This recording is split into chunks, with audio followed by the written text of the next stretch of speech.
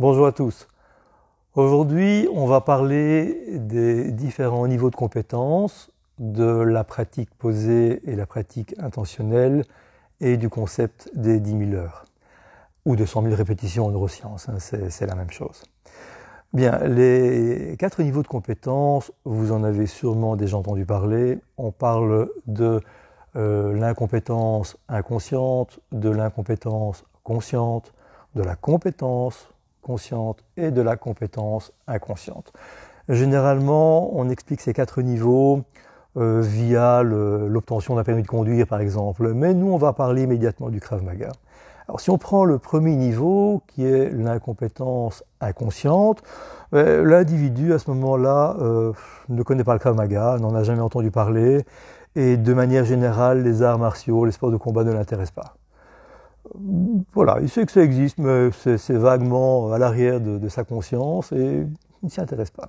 Bien évidemment, à ce moment-là, on a un certain type de publicité à faire pour l'amener à déjà connaître ce qu'est le Krav Maga. Le deuxième niveau, c'est l'incompétence consciente.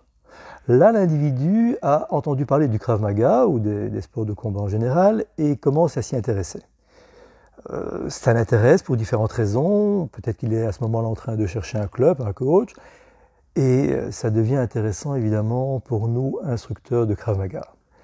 Le troisième niveau, c'est la compétence consciente. Là, on se situe quelques mois, voire même quelques années plus tard, où l'individu a, par son entraînement, est parvenu à une certaine capacité de pratique. Il est conscient qu'il connaît, mais il doit encore réfléchir. C'est-à-dire que lorsqu'on s'entraîne de manière un petit peu aléatoire, il va pouvoir reproduire la technique ou solutionner le problème, mais il va devoir y réfléchir. Ça prend du temps et ce n'est pas encore évidemment le niveau d'expertise voulu pour être un bon pratiquant de self-défense. Et le quatrième niveau, c'est la compétence inconsciente. Alors la compétence inconsciente, c'est la capacité simplement de répondre, lorsqu'on parle du Krav Maga, de répondre à une menace, une attaque, totalement de manière intuitive, instinctive. La connaissance du système est complètement intégrée et on répond quelque part sans y réfléchir. L'intérêt pour l'instructeur de comprendre ces 4 niveaux de compétences, c'est évidemment pour pouvoir aider l'élève et à quel moment intervenir pour stimuler l'élève à progresser. Donc, je récapitule, 4 niveaux de compétences, l'incompétence inconsciente, l'incompétence consciente, la compétence consciente et la compétence inconsciente. Deuxième point. Parlons maintenant de la pratique posée et de la pratique intentionnelle. Ça a un lien évidemment avec le concept précédent. La pratique posée, c'est la pratique du Krav Maga, on parle toujours du Krav Maga, de manière un petit peu tranquille. Voilà. En réalité, la plupart des élèves sont comme ça. Ils viennent s'entraîner 2-3 fois par semaine. Ils viennent pour différentes raisons. Peut-être simplement faire un petit peu de sport, passer du temps, c'est un club, c'est sympa. Et la progression est relativement lente parce qu'ils ne s'impliquent pas dans l'apprentissage. Et c'est à partir de là, lorsqu'on veut s'impliquer dans l'apprentissage, que l'on parle de pratique intentionnelle. Alors la pratique intentionnelle par rapport à la pratique posée, c'est simplement qu'il y a un niveau de conscience bien supérieur. L'élève veut apprendre. L'élève veut apprendre pour des raisons peut-être plus précises. Dans le cas du Krav Maga, on peut imaginer qu'il a subi des agressions et il estime qu'il est vraiment pour lui d'une grande nécessité de pouvoir faire face à des agressions futures. Et donc il s'implique parfaitement, complètement, avec un niveau de conscience très élevé. Et c'est ce qui fait la différence entre la pratique posée, tranquille, sans trop d'objectifs, et la pratique intentionnelle, où là, le niveau de conscience est constant dans un véritable objectif d'atteindre une certaine expertise, voire même une maîtrise. Et le troisième point, quand on parle d'expertise et de maîtrise, eh bien, c'est le concept des 10 000 heures. Alors, ce concept a été étudié par un psychologue, Andrés Eriksson, si ma mémoire est bonne, où l'idée est que le talent n'est pas inné.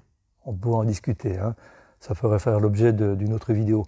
Vous savez que les choses peuvent être innées ou, évidemment, travaillées. Ouais, donc, où j'ai du talent, où je n'en ai pas, et si je n'en ai pas, ben, je le travaille.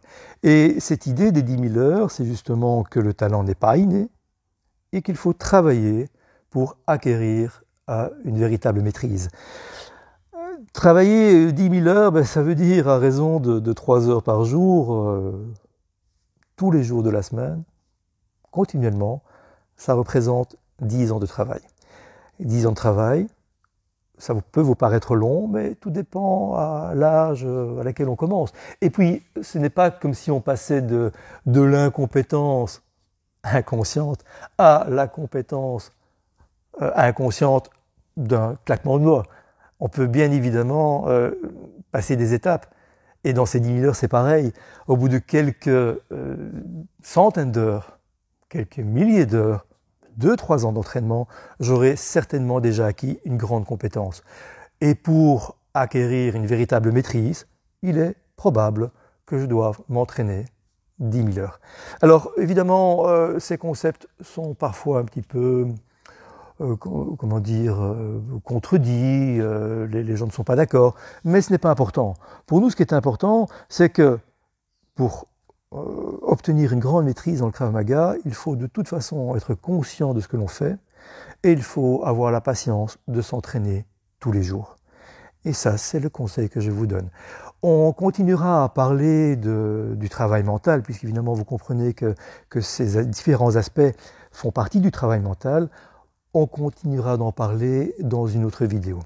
J'aimerais faire une dernière récapitulation pour que vous puissiez de votre côté faire les recherches nécessaires. Donc, les 4 niveaux de compétences, rappelez-vous, incompétence, inconsciente, incompétence, consciente, compétence, consciente, compétence, inconsciente.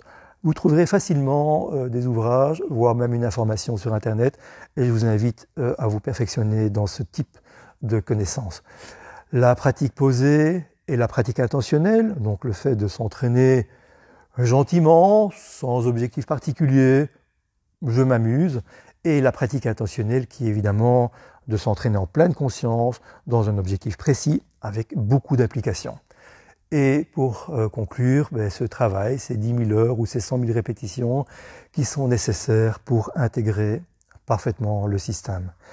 Voilà, j'espère que ça vous a plu. Encore une fois, n'hésitez pas à poser des questions, que ce soit via les commentaires ou en message privé.